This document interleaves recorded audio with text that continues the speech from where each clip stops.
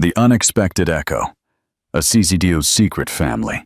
Get ready for a story that will make you question everything you thought you knew about fate and family.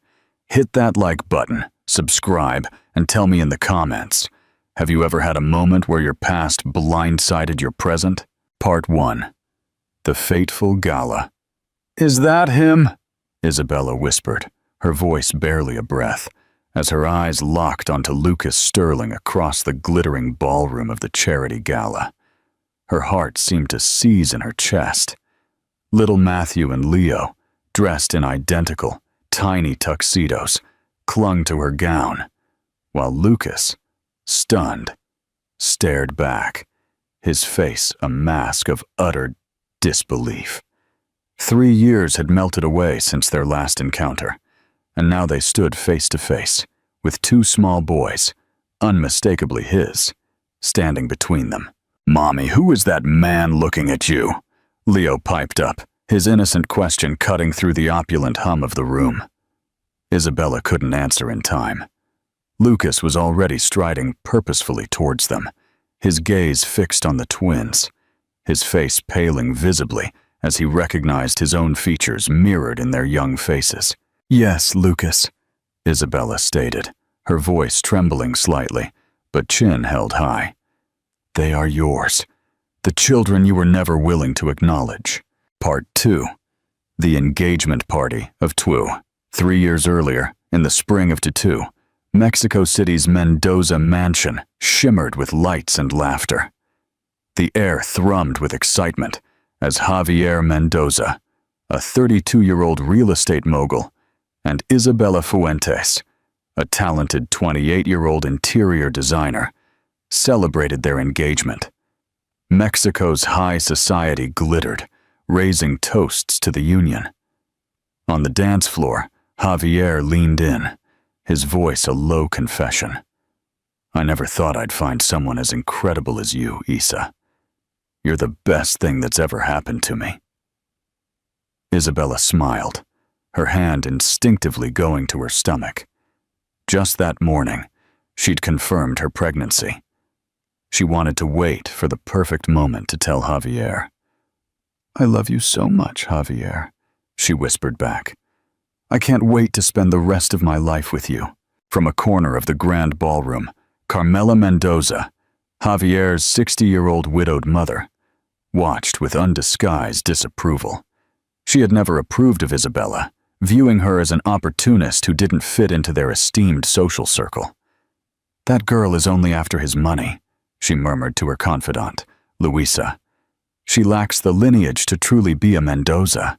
"Carmela, you should try to give her a chance," Luisa countered gently. "They're clearly head over heels for each other." "Love alone isn't enough," Carmela scoffed. "Javier needs someone on our level." Part 3. A secret unveiled a few days later. Isabella discreetly headed to her first appointment with Dr. Rafael Quintana. Unbeknownst to her, a man in a black car was snapping photos of her as she entered the clinic. Inside, Isabella told Dr. Quintana she needed to confirm a few details before speaking to Javier. She wanted everything to be perfect when she shared the news. The doctor reassured Ms. Fuentes that everything looked fine. "We'll schedule an ultrasound for next week." After leaving the clinic, Isabella called her sister Helena, bubbling with excitement. "I'm pregnant! I'm waiting for the ultrasound results before telling Javier. I'm so thrilled. Do you think he'll be happy?" "Of course he will," Helena chirped. "He always talks about wanting to build a family." Meanwhile, Carmela was already receiving the first grainy photos from her private investigator. "Who is the man she's meeting?" she demanded, scrutinizing the images of Isabella entering the clinic with Dr. Quintana. "I don't have that information yet, ma'am, but they've met 3 times this week, very subtly." Carmela's lips curled into a smile. "Keep digging. I believe my future daughter-in-law is hiding something." That evening at dinner, Javier noticed Isabella seemed distracted. "Are you all right? You barely touched your food." "Just a little tired," Isabella said, forcing a smile, her mind on her secret. "This new project has been draining." You look a bit pale. You should rest more." She then hesitated, a mischievous sparkle in her eye. "I have something really important to tell you, Javier, but I want to wait a few more days." Javier, concerned, asked if it was bad news. Isabella laughed. "On the contrary, it's something beautiful, truly precious." Over the next few days, Isabella continued her clandestine appointments with Dr. Quintana. Morning sickness forced her out of bed early, desperate to conceal her symptoms from Javier. Carmela's investigator meticulously documented her every move, compiling a damning report. As Isabella eagerly awaited her ultrasound results, Carmela invited her for coffee with Javier. Javier, already weary, told his mother he didn't want to hear her suspicions again. "These aren't mere suspicions," Carmela asserted, sliding an envelope of photos across the table. "Your fiancé is cheating on you." Javier's hands trembled as he opened the envelope. He saw photos of Isabella entering and leaving a building with a man he didn't recognize. In one shot, the man's hand was on Isabella's back, guiding her inside. "There must be a reason," Javier whispered, his voice cracking. "I've had her secretly watched for weeks," Carmela pressed, her voice cold. "Do you need more clarification?" Part 4. The heartbreaking confrontation. Returning home that night, Isabella found Javier waiting, his face dark, the damning photos scattered across the coffee table. He demanded an explanation. Who was the man, and why the secret meetings? Isabella had never seen Javier so cold, so furious. Her eyes scanned the images, recognizing Dr. Quintana and the clinic's logo. Her heart pounded as she tried to find the words. "Javier, it's not what it looks like. Dr. Quintana is my doctor." "Your doctor?" Javier scoffed. "Why the secrecy? Why didn't you tell me you were sick?" He pointed to a photo where the doctor's hand was on Isabella's back. "Doctors don't touch their patients like that." "I was dizzy that morning. I needed help up the stairs." Isabella tried to step closer, but Javier recoiled. "Let me explain. I've given you everything, Isabella." Javier slammed his fist on the table, his frustration boiling over. "Is this how you repay me?" Tears streamed down Isabella's face. This was not how she had planned to tell him she was pregnant. "Javier, I'm having a baby." "Dr. Quintana is my obstetrician." After a stunned moment of silence, Javier let out a bitter, ironic laugh. "You're having a baby? And you expect me to believe it's mine? After weeks of secret meetings with this man?" "It's yours, without a doubt," Isabella cried, tears choking her words. "I wanted to wait for the first ultrasound to tell you something special." "Something special?" Javier grabbed the photos with trembling hands. "Discovering my fiancé is cheating on me is certainly a surprise." "Javier, please, you have to trust me." Isabella fumbled in her purse, pulling out an envelope.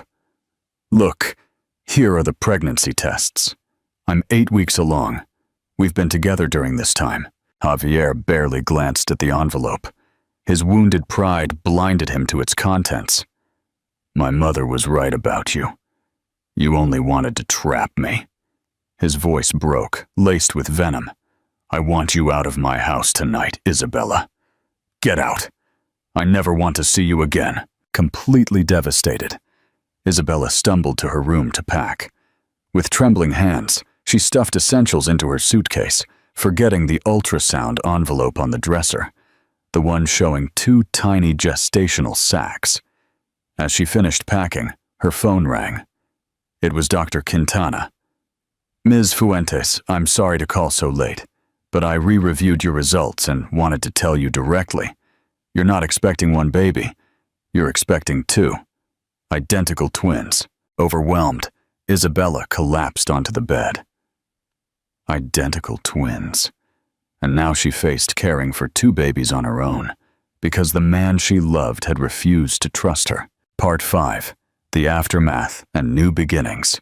In the summer of 2022, back in Mexico City, the following weeks were a blur of pain for Isabella. Helena suggested she stay in her small apartment temporarily and urged her to try talking to him again. Maybe he's calmer now. I've tried calling him 10 times, Helena, Isabella replied, stroking her barely visible baby bump. I even went to his office, but his assistant said he gave strict instructions not to let me in. What about his mother? Isabella shook her head. Carmela would be the last person to help me. I'm convinced she orchestrated this whole situation. Meanwhile, at Mendoza Developments, Javier buried himself in work to escape his thoughts. Diego Soto, his friend and colleague, watched him with concern. Javier, you're destroying yourself, Diego said, walking into his office late one night.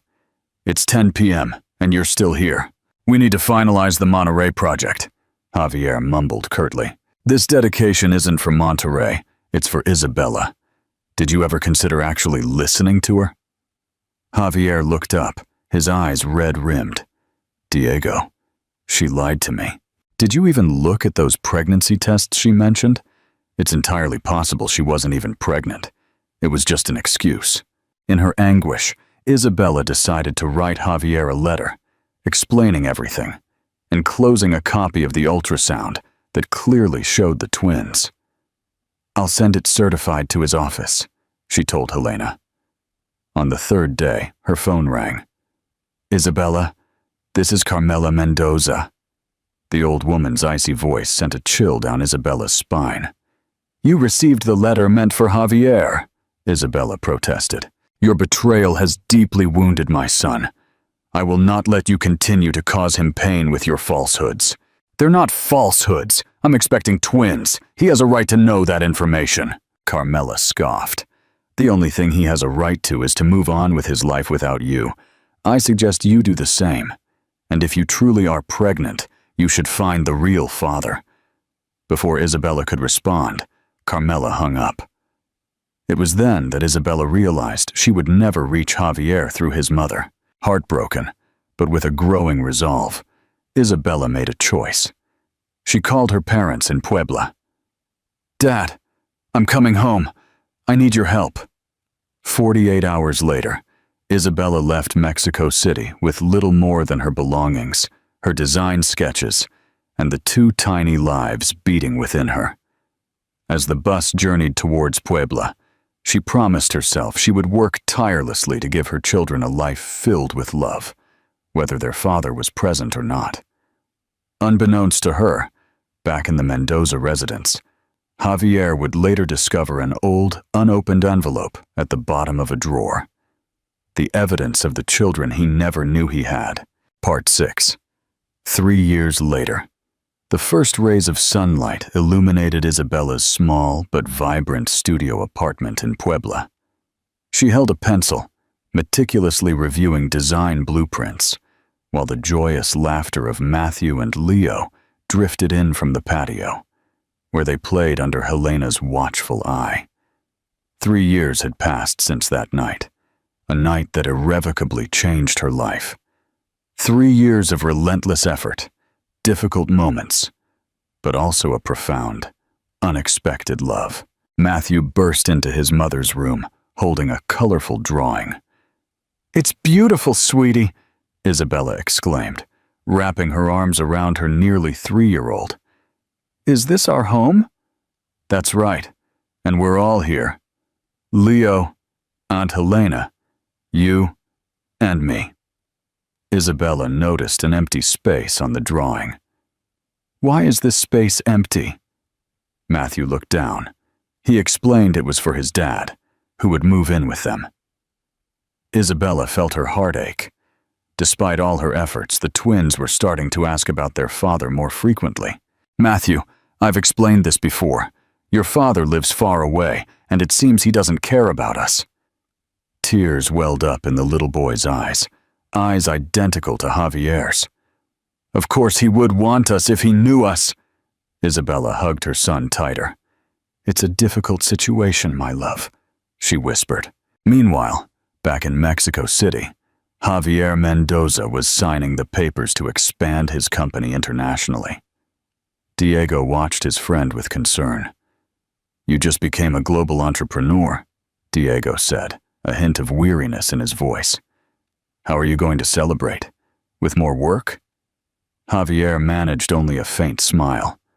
Tomorrow, we meet the Brazilian investors. Diego, don't start. When was the last time you enjoyed anything outside of work, Javier? It's been 3 years. Not one date, not one getaway. You're turning into a machine. Javier placed the papers in his briefcase. I'm fine this way. If your mother saw you like this, she'd be worried. Javier's face darkened further. Carmela had passed away a year ago from a stroke, a loss that had only deepened his solitary focus. I'm doing what my mother wanted, seeing me succeed. In Puebla, Isabella had successfully built her own interior design studio, specializing in sustainable projects. Her revolutionary approach had garnered attention from high-profile clients, allowing her to support her sons with dignity. One afternoon, while immersed in a new project, she received an email that would once again change her destiny. Excited, she called her sister Helena to share the shocking news. I've been invited to exhibit my project at a charity gala for children's education in Mexico City. Helena entered the office, holding Leo in her arms. That's amazing! Who's organizing it? Isabella's face drained of color as she read the main sponsor's name, Mendoza Desarrollos. It's Javier's company. Wow. Helena gently placed Leo down. What's your plan? I can't go. I can't face him. Leo, now free, ran towards his mother, asking about Javier. Isabella and Helena exchanged worried glances. He's just a man Mommy knows, sweetie, Isabella answered cautiously. Part 7. The Gala and the Confrontation. Revisited that night after putting the twins to bed, Isabella and Helena discussed the situation. Helena pointed out that this could be a perfect opportunity to establish herself nationally. What if I run into him? What if I run into the boys? Isabella countered. Isa, it's been 3 years. Maybe it's time he faced the truth. The boys deserve to meet their father. The same one who wouldn't listen to me. The one who accused me of cheating without any evidence? People change. And besides, what's the likelihood he'll even be at that event? Large companies sponsor many galas annually. Despite her uncertainties, Isabella decided not to miss the professional opportunity and accepted the invitation. In the weeks that followed, she focused on organizing her exhibit while Helena helped with the twins. Helena asked if she would bring the boys while they sorted through clothes for the event. Isabella replied she had no other choice. Their grandparents are out of town, and I have no one else to leave them with for a couple of days. In Mexico City, Javier was reviewing the company's activity calendar. His assistant informed him about the upcoming charity gala for children's education. Are you planning to attend, Mr. Mendoza? I hadn't planned on it, Javier replied dismissively. It would be beneficial for you to be there. The governor will be present, as well as several potential investors for the Querétaro project. Javier sighed. All right. Please confirm my attendance. The night of the gala arrived. Isabella, nervous yet elegant in a champagne-colored gown, entered the hotel ballroom, accompanied by Matthew and Leo, who looked impeccable in their tiny formal attire. Remember what I told you, boys? She whispered. You need to be on your best behavior because Mommy is presenting her work to very important people. The twins nodded in unison. In another corner of the room, Javier chatted with potential buyers, unaware that his destiny was about to take an unexpected turn. As he excused himself to head to the bar, his eyes fell upon a familiar silhouette. Impossible, he whispered, instantly recognizing Isabella. But what truly froze his blood were the 2 identical little boys accompanying her, with piercing blue eyes and features he saw every day when he looked in the mirror. In that instant, as their eyes met across the vast ballroom, time seemed to stop for them both. Mommy, who is that man looking at you? Leo's innocent question broke the spell. Isabella, her heart pounding frantically, could only squeeze her son's hands as she watched Javier advance across the room towards them. His every movement seemed to happen in slow motion.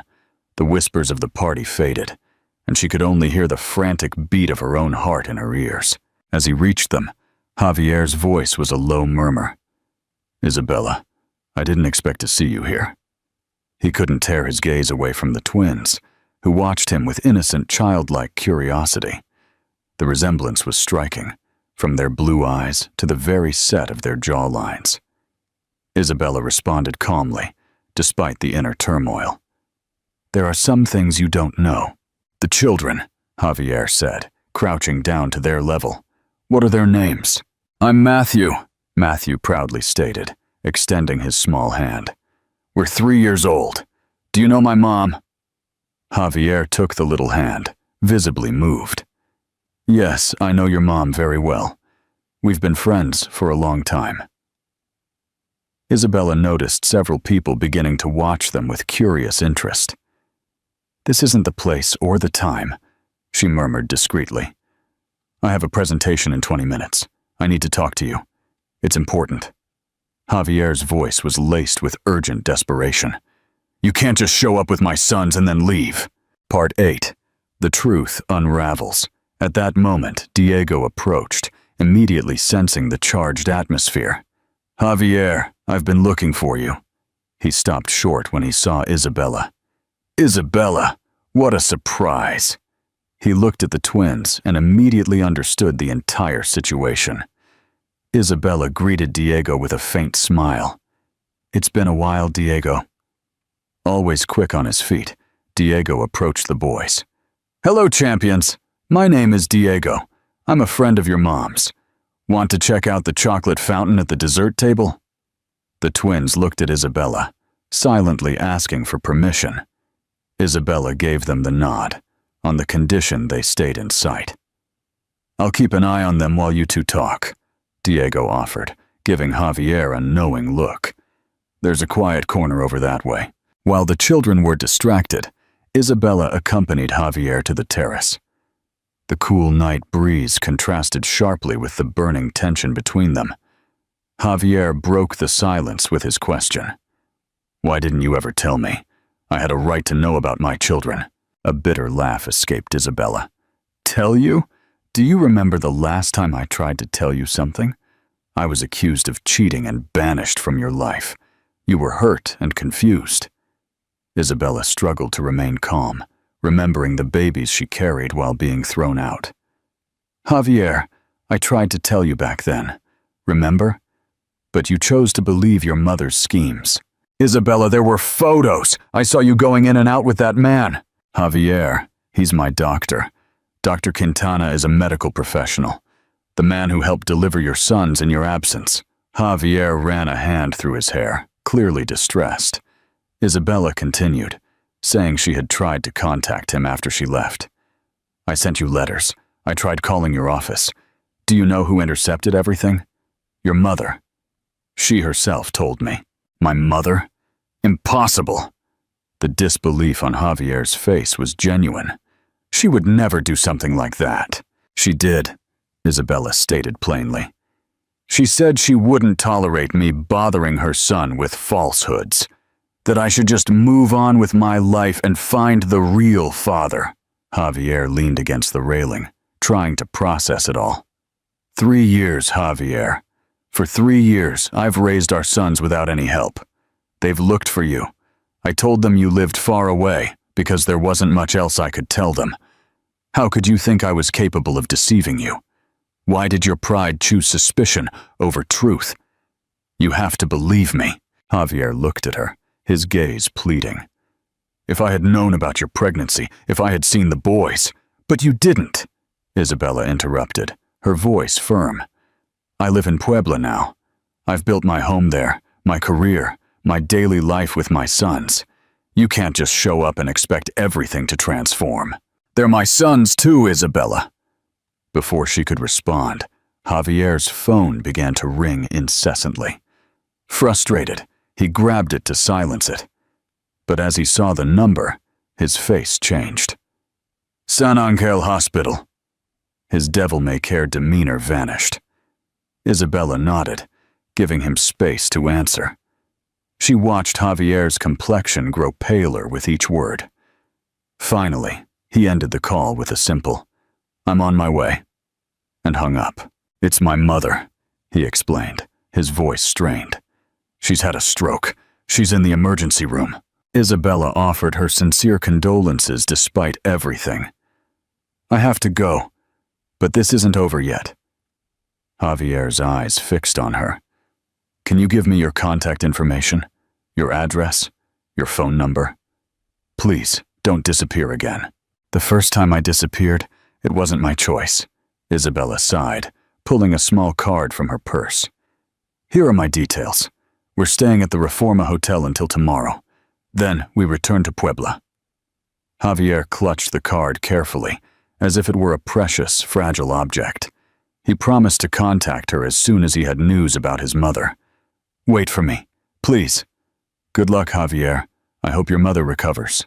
Watching him rush away, Isabella felt a complex mix of emotions.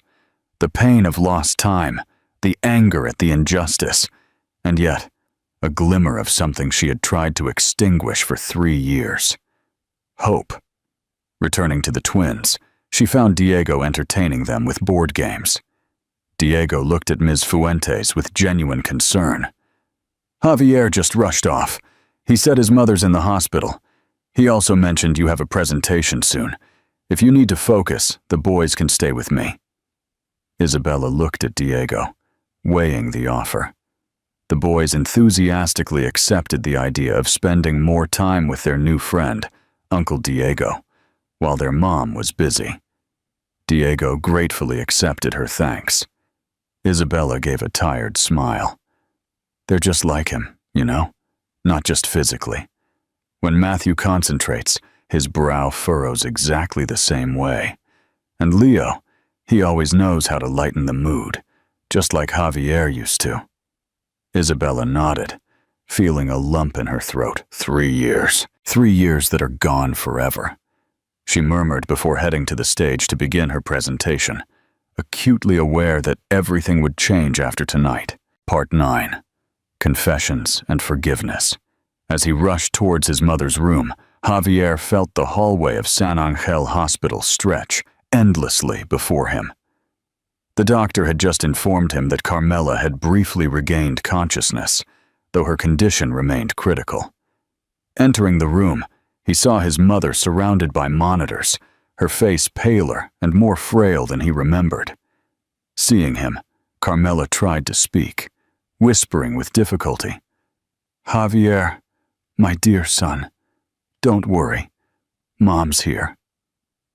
Javier gently took her hand. "Just rest. Don't try to talk." Carmela squeezed his fingers weakly. "Before it's too late, I have to tell you something." Carmela began to struggle for breath. When the nurse arrived to check her vitals, Carmela insisted she leave so she could be alone with Javier. Carmela broke the silence, calling out a name. Hearing that name, Javier's heart leaped. "What about Isabella, Mom?" She was telling the truth." Tears welled up in Carmela's deeply lined cheeks as she confessed. "She was pregnant. They were your sons." Javier responded with a mix of grief and anger, acknowledging, "I was with them tonight. They're identical twins." Carmela closed her eyes, as if the burden of responsibility was too heavy. She admitted to intercepting his mail and calls. "She tried many times to tell you." "Why, Mom?" Javier's voice cracked, full of anguish. "Why did you do this to me? Why did you cause us so much pain? I trusted you." Carmela let out a soft, raspy cough. "I thought she wasn't good enough for you, that she would take you away from me. I acted selfishly, my son. So selfishly." Javier sank into the chair beside the bed, overwhelmed by the devastating truth. 3 years wasted.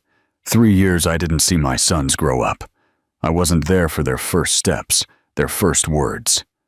Finally, He whispered his forgiveness to his mother, the word tasting bitter, but acknowledging the immense pain she had caused. "I know," Carmela murmured. "Javier, it's time. Find your sons. Rebuild your family. It's the most important thing." Javier felt lost in the days that followed.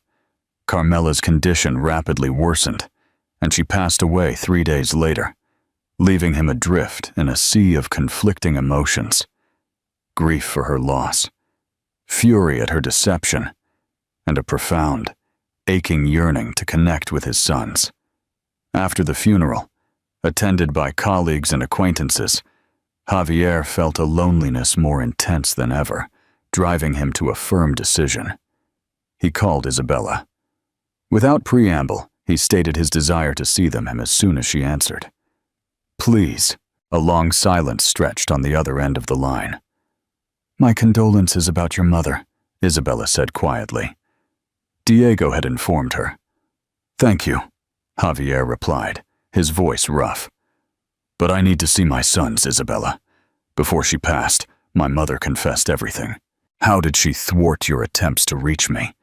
How did she manage to plant the seed of distrust in me towards you? I'm not asking you to forgive me. Just allow me to know them." There was another moment of silence. "Tomorrow at 4, we'll meet at Juarez Park," Isabella announced. "The boys play there every day." "Thank you. I'll be there." The next day, the drive to Puebla felt like the longest journey Javier had ever made. Arriving at the park, he settled onto a bench with a clear view of the playground. He didn't have to wait long. Isabella arrived punctually, Matthew and Leo already racing towards the swings. For almost 30 minutes, Javier watched them intently, absorbing every detail. Matthew climbed the slide cautiously, while Leo slid down fearlessly. The way they shared, without argument, sometimes communicating with just a glance, as if they had a private code. When he finally approached, he did so with genuine openness. Isabella was the first to spot him and said something to the boys, who paused, intrigued, to watch him. "Good morning," Javier greeted, crouching to their level. "Do you recognize me? We met at the event in Mexico City." Matthew subtly hid behind Isabella, while Leo stepped forward. "You're Mommy's friend who had to leave quickly," Leo said, and Javier nodded. Despite his underlying fragility, Javier managed a smile. "My name is Javier." "I'm Leo and this is Matthew," the boy replied, pointing to his brother. "Want to join our game?" In the weeks that followed, Javier made frequent trips to Puebla. It started with short visits to the park, then lunches together, until the boys felt comfortable enough to welcome him into Isabella's home. Each visit was a new discovery. He found that Matthew was passionate about drawing, bringing imaginary worlds to life with his crayons, while Leo enjoyed building, constantly investigating how things worked. He observed in them not only his physical characteristics, but also their attitudes, their ways of thinking. One afternoon, Isabella commented while the boys rested. "They're so much like you, not just physically. Matthew's sensitivity is similar to yours, while Leo's determination reflects yours." "I'm completely lost," Javier admitted, his voice rough. "Their first steps, their first words." Isabella remembered nostalgically that Leo had mentioned his mother's name first, while Matthew preferred to talk about the ocean. It always seemed like the most convenient option. Their conversations became more frequent, though never easy. The amount of shared pain was overwhelming. They had too many unhealed wounds. Part 10. Building bridges. While Javier played with the boys in the yard, Isabella, receiving a call, showed signs of distress. Javier, taking advantage of the boys' distraction, asked what was wrong. Isabella, visibly upset, ran a hand through her hair. "The client in Guadalajara just canceled the project. It was the biggest deal I've had so far." Javier immediately offered to help. "You were counting on that money for..." Isabella shook her head. I don't want your money, Javier. He insisted he wasn't offering money. I'm offering you a list of contacts. I know developers who might be interested in your eco-friendly designs. I can introduce you, but all the credit will be yours. Surprise etched Isabella's face. She'd expected him to try and solve everything with money, like the old Javier. Finally, she thanked him. That would be a huge help. In the following days, Javier kept his word. Beyond making introductions, he also maintained his distance, letting her lead the conversations as she saw fit. When she secured a new deal, he offered sincere congratulations, without attempting to take any credit. This simple act, more than any words or promises, began to chip away at the barrier Isabella had erected around herself. At the end of the day, once the boys were in bed, they sat on the balcony under a sky full of stars. Javier reflected on how much the boys had grown and praised Isabella's dedication in raising them. I tried, she replied. Every day, my greatest wish was to see them happy, no matter the circumstances. Javier, his gaze fixed on her, asked if she believed he could ever be forgiven, not for my sake, but for theirs, so they can have a complete family unit. After a long period of gazing at the firmament, Isabella finally replied to Javier that it wasn't just about forgiveness. It's about having faith in something. Once broken, trust is difficult to rebuild. Javier affirmed he was ready to work every day to rebuild it, no matter how long it took. For them, and for you too, if you give me the chance. Isabella remained silent, but she didn't pull away as she felt the gentle pressure of Javier's hand in the dim light. It was a small step forward, but possibly the beginning of a new path for both of them. Part 11. A New Future. Blooms in the park, the trees glowed with warm autumn colors. Javier pushed Leo on the swing, while Matthew built a sandcastle nearby. Over the past few months, Sunday afternoons had become a cherished ritual for the twins, a moment they eagerly anticipated all week. "Higher!" Leo laughed, pleading for more height. Javier told his son that if he went any higher, he'd touch the moon, reveling in the boys' joyful laughter. From a nearby bench, Isabella watched them, her emotions a complex mix. Seeing her sons so happy with their father filled her soul with joy, yet it also brought a pang of anxiety. What if Javier suddenly disappeared from their lives, just as abruptly as he had reappeared? Helena, sitting beside her, observed. "They look happy," Isabella murmured. "All three of them." She sighed. "I know. Javier has been amazing with them these past few months." Isabella shrugged when asked about her relationship with Javier. Respectful, patient, different from the man I knew before.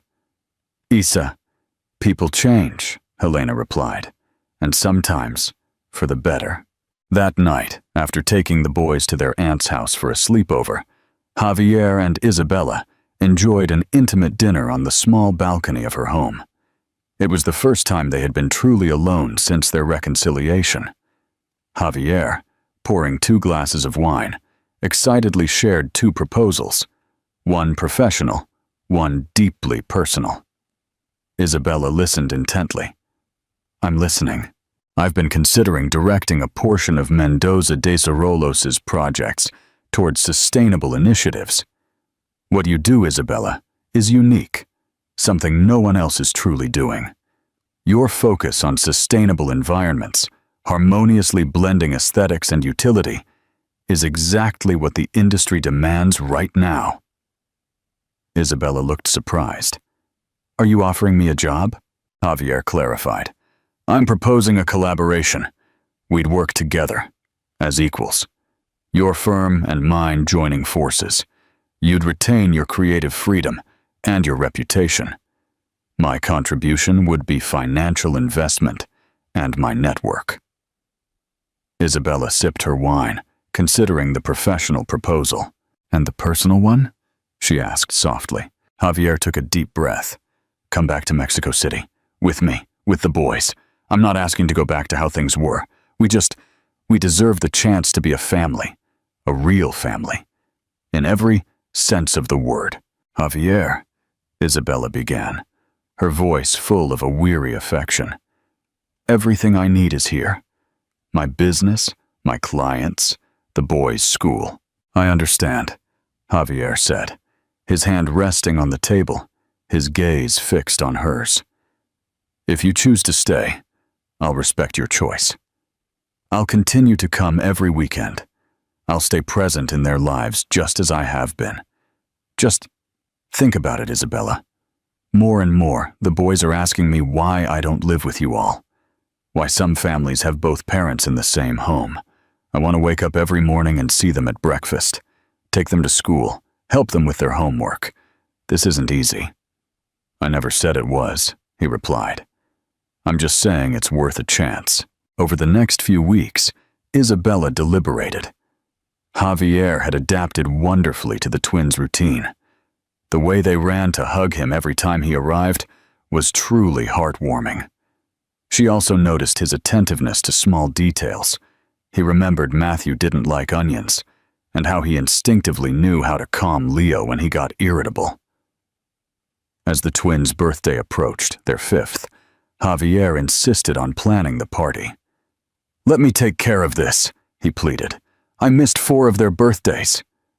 Moved by his honesty, Isabella agreed. She had no idea how grand Javier's plans were for the birthday celebration. Isabella, the twins, and Helena were chauffeured to Mexico City in a private van. Where are we going? Isabella asked, surprised.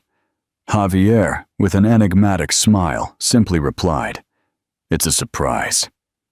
When they arrived at Chapultepec Botanical Garden, the twins shrieked with joy as the van stopped.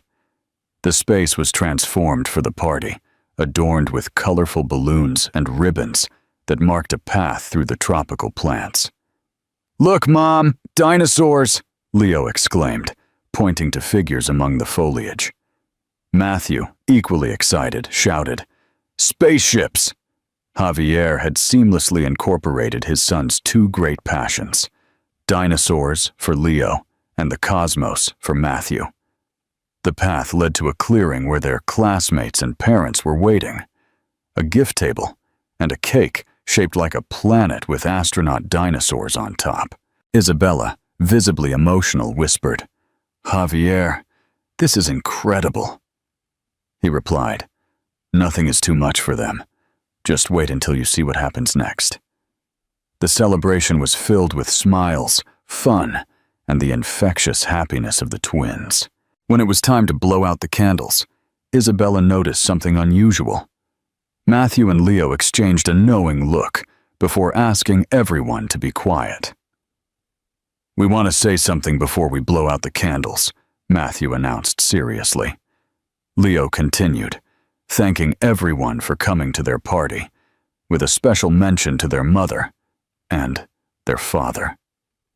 The word Dad rang clearly through the air. It was the first time the boys had addressed Javier that way in front of others. Isabella felt tears welling in her eyes. Javier, clearly moved, knelt to hug his sons, thanking them with a choked voice. Thank you, my brave boys. Later, when most of the guests had left, Isabella finally had a moment alone with Javier. Did you ask them to call you that? She asked, her voice soft. He shook his head honestly. No, it was their idea. Helena helped them practice. They wanted it to be a surprise. Isabella nodded, taking it all in. They've been asking a lot lately why you don't live with us, why some families have both parents at home. What have you been telling them? Sometimes adults need space to figure things out, he replied. Javier, Isabella said, fixing her gaze on him. And what about us? How much more time do we need?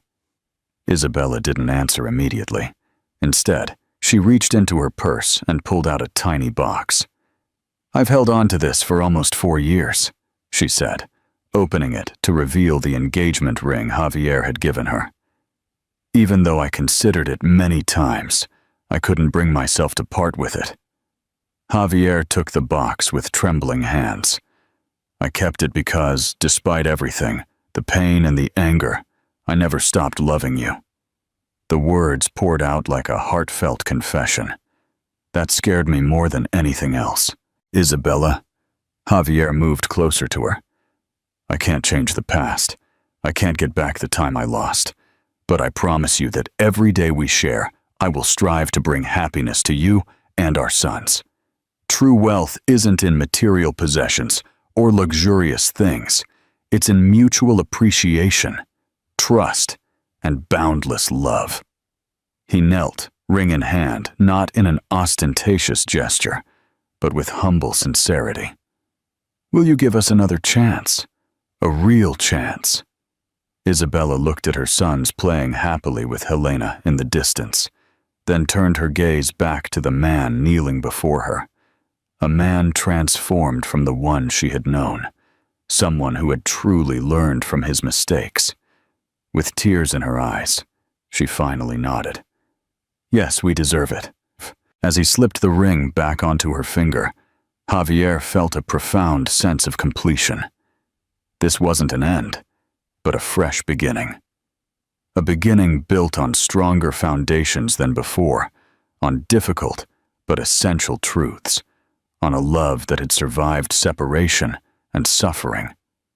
That night, when the twins were fast asleep after an emotionally charged day, Isabella made a momentous decision.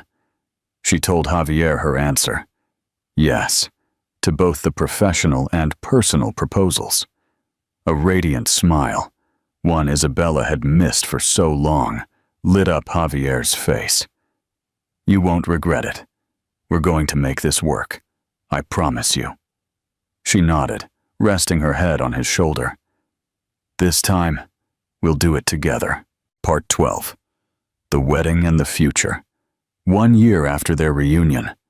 Under the soft spring light, the garden of the newly renovated Mendoza Fuentes family home glowed with splendor. Where their loved ones gathered to commemorate an event that had seemed unattainable just a year prior, beautiful pots of colorful flowers, all curated by Isabella, bloomed vibrantly. The twins, now 6 years old, playfully darted among the guests in identical outfits, wearing their rings with rehearsed solemnity. Matthew, ever observant, made sure Leo didn't lose his during their games. Helena, as she adjusted Isabella's simple white wedding dress, asked if she was nervous. Isabella, calm and serene, replied that, surprisingly, no. This time, it felt completely right. In another room, Diego helped Javier with his tie. He expressed his surprise at Javier's willingness to give marriage another chance after isolating himself for so long. Javier, for his part, admitted he was also surprised, but highlighted the existence of miracles, pointing to his 2 sons happily playing nearby, and a woman who had the heart to forgive him. The ceremony was private, starkly different from the lavish party Carmela had organized in the past. Only close family and intimate friends gathered in the courtyard of their shared home, where the children were the main stars alongside them. When it was time for the vows, Javier took Isabella's hands before everyone present. 6 years ago, I thought love was easy, something that was a given, he began. Today, I know with certainty that it is the most precious and delicate thing there is. I almost let the chance to build the family of my dreams slip away due to my arrogance and my lack of vision. I almost lost the 3 most important treasures in my life. He looked at the twins who gazed back at him with pure affection. I swear to wake up every day with gratitude for this new opportunity I've been given. I promise to always cherish the chance to watch our children grow by your side. I promise to listen to you attentively, to show you respect, and to give you all my love, without reservation. Losing everything was necessary for me to appreciate what was truly important.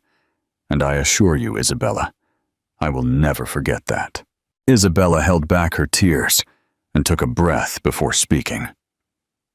When I left Mexico City 4 years ago, I carried a broken heart and 2 lives within me, she said, her tone soft yet resolute. I gained strength out of necessity. I built a home for my sons, and I found beauty, even in the darkest moments. She squeezed Javier's hands tighter.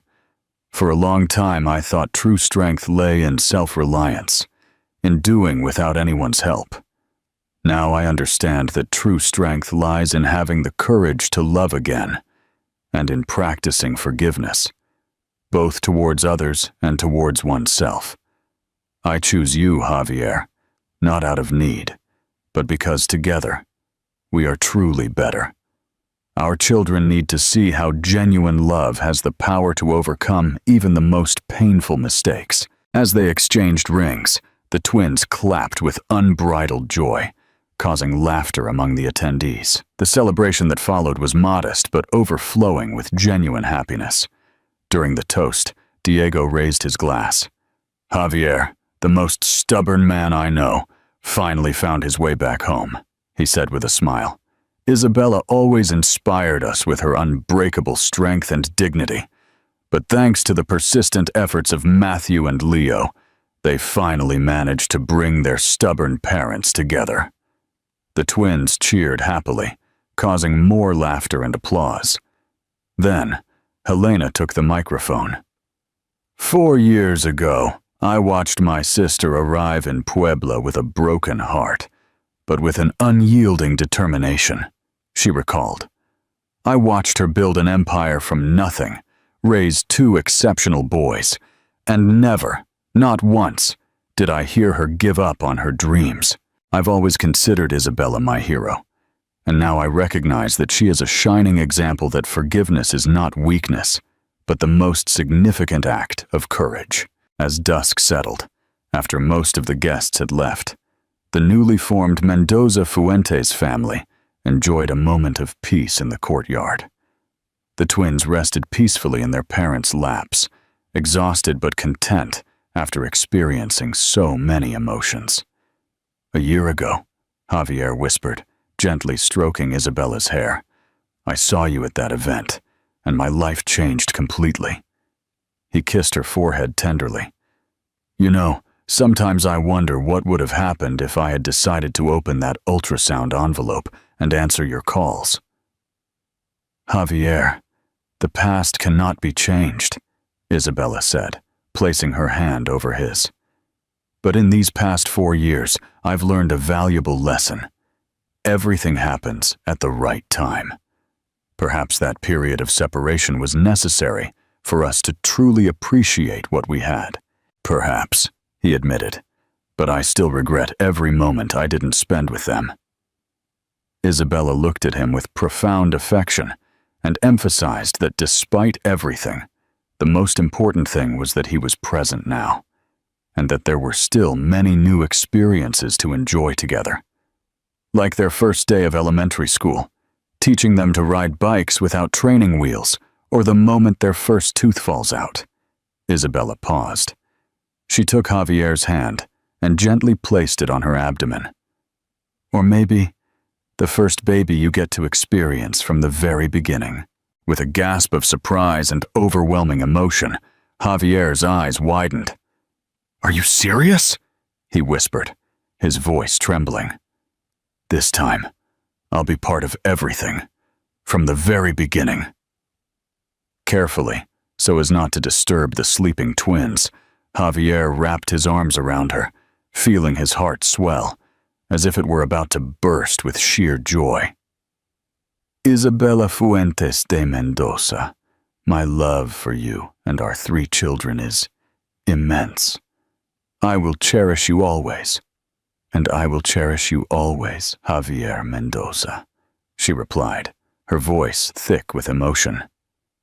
As dusk settled over Mexico City, with the garden illuminated by the golden hues of the setting sun, the couple reflected on the future they had built together. A future that, despite arising from pain and distance, now shone brightly with the promise of brighter days, of shared joys, and above all, of a love that proved stronger than pride, more enduring than resentment, and infinitely more precious than any material wealth. Javier and Isabella realized that true richness lay in the ordinary moments they shared, in the knowing glances of their children, and in the new chance they had bravely seized, far more than in money in the bank or in grand properties. I hope this version, with its deeper descriptions, enhanced emotional journey, and extended narrative is exactly what you were looking for.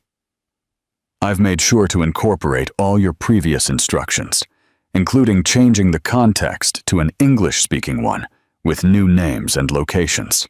What do you think of this expanded version? Which part moved you the most? Share your thoughts in the comments below. And if you loved this story, please give it a thumbs up and subscribe for more unforgettable tales.